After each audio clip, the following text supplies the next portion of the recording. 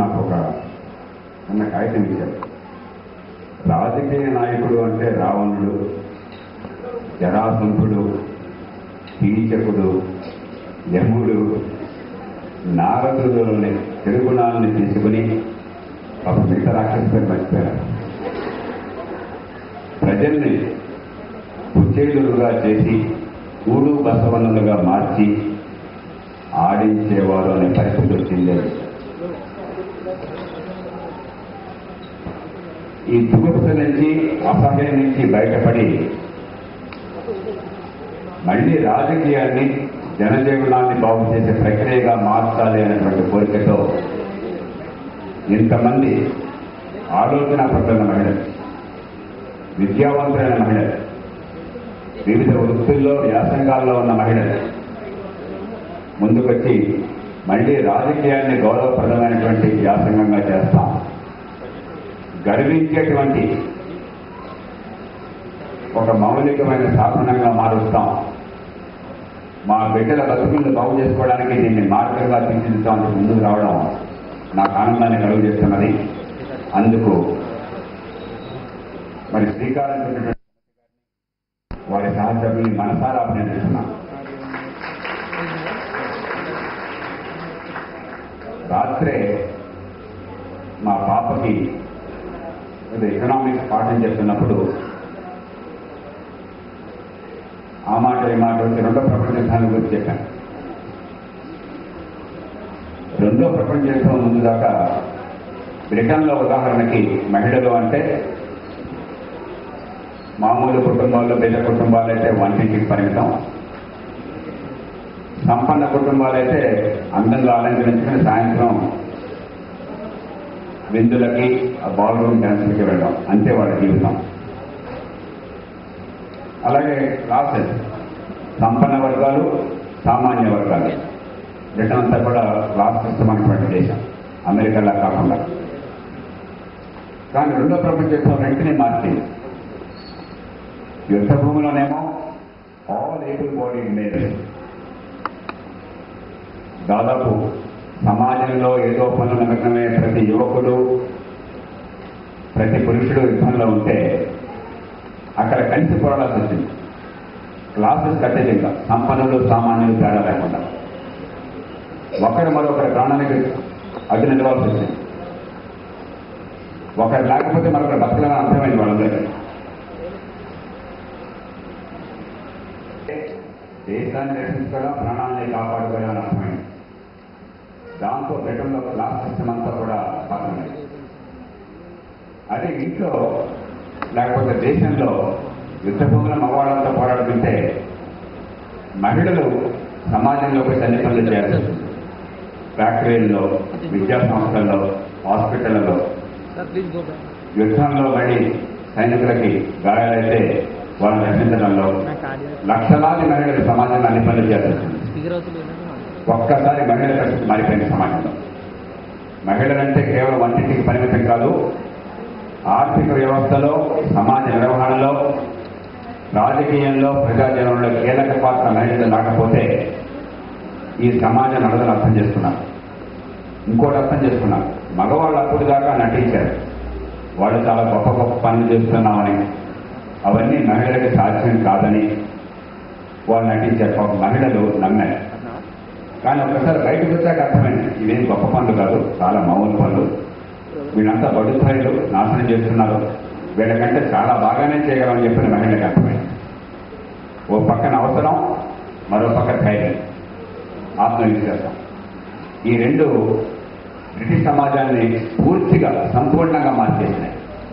అందుకనే ఒక కన్సర్వేటివ్ చాలా సంకుచిత భావాలుండి ఉదాత్తమైన నాయకత్వాన్ని యుద్ధ సమయంలో ఇచ్చిన సామాజిక విషయాల్లో సంకుచిత భావాలున్న కారణంగా విన్స్టన్ చర్చిల్ని యుద్ధంలో, రెండో ప్రపంచ యుద్ధంలో, ప్రపంచం మొత్తాన్ని అతర్గతం చేసిన యుద్ధంలో దేశం నాశనం అయిపోతుందా బతికుంటుందా అన్న సందేహం ఆ 6 ఏళ్లుగా వాళ్ళని నలిపేసినటువంటి యుద్ధంలో గెలిపించిన మహానాయకుడిని ఓడించి మరీ లేబర్ పార్టీని ఆనాడు అట్లే నాయకత్వంలో తెలుసుకున్నాం. అది ఊరికే జరగదు. చాలా మంది యుద్ధం అయ్యాక చర్చిల నాయకత్వంలో కన్సర్వేటివ్ దొరికారని చెప్తారు, కానీ దానికి వెనకాలన్న మౌలికమైన కారణాలు చెప్పారు. దానికి కారణాలు రెండు. ఒకటి క్లాస్ సిస్టమ్ అంతమైంది, రెండు మహిళల్లో చైతన్యం. అందుకని యుద్ధం అయ్యాక యుద్ధానంతర జీవితంలో, యుద్ధానంతర సమాజంలో కావాల్సింది మనం అంతా గర్వించేటువంటి సమాజం, మహిళలకు పాత్ర ఉన్న సమాజం, వర్గ విభేదాలు లేని సమాజాన్ని గుర్తించి దానికి కావాల్సిన నాయకత్వాన్ని తెచ్చుకున్నారు. అప్పటి నుంచి ఆ దేశంలో ఓ మౌలికమైన మార్పు వచ్చింది. ఇవాళ వస్తుంటే నాకు ఆ సంఘటన గుర్తొచ్చింది. రెండోది, నా కారులో ఒక పుస్తకం ఉంది, మిత్రుడు పాండురంగారావు నాకు ఇచ్చారు. నాకు బాగా ఇష్టమైన అంశాన్ని నేను తెలుసుకుని దాని మీద పుస్తకాన్ని తీసుకొచ్చి నాకు ఇవ్వడం అని కలవాలి. ఆంగ్ సాన్ సూచీ జీవిత చరిత్ర. ఈవేళ ప్రపంచంలో బతికున్న వాళ్ళల్లో అతి గొప్ప హీరో ఎవరన్నా ఉన్నారు అంటే నా దృష్టిలో నెల్సన్ మండేలా కూడా కాదు, ఆంగ్ సాన్ సూచీ. ప్రపంచ చరిత్రలో బహుశా ఆవిడ్ని మించిన మహిళ మరొకటి లేదు.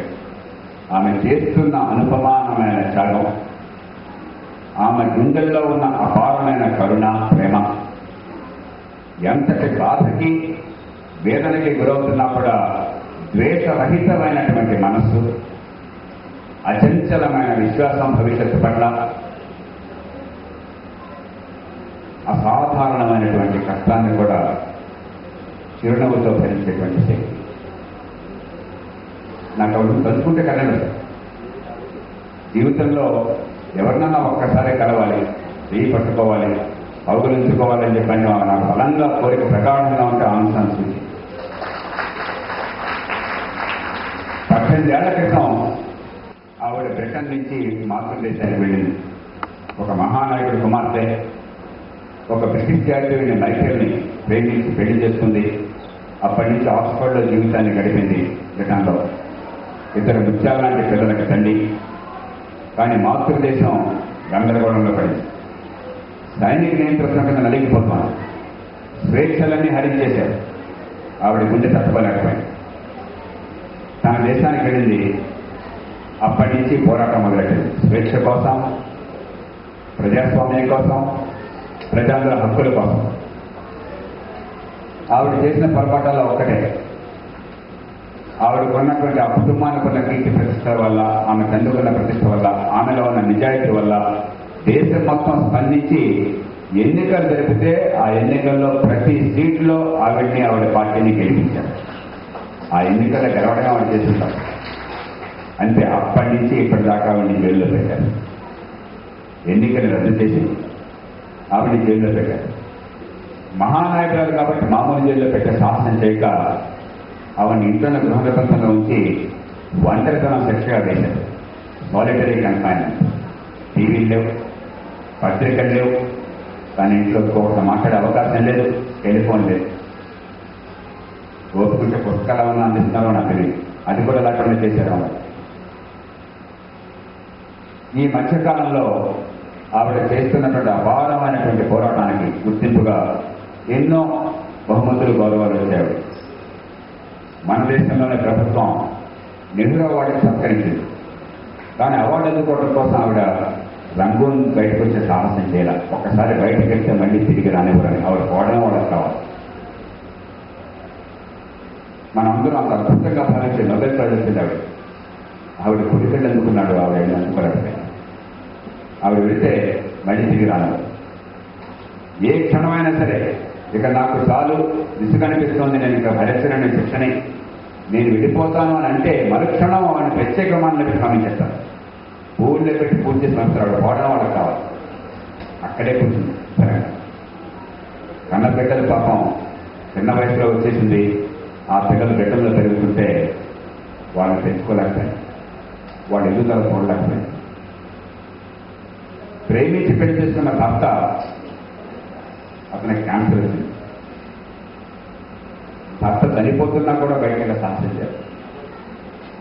చివరికి అంతర్జాతీయ సమాజం పెట్టినటువంటి ఒత్తిడి వల్ల చనిపోయే ముందు కేవలం 3 రోజుల పాటు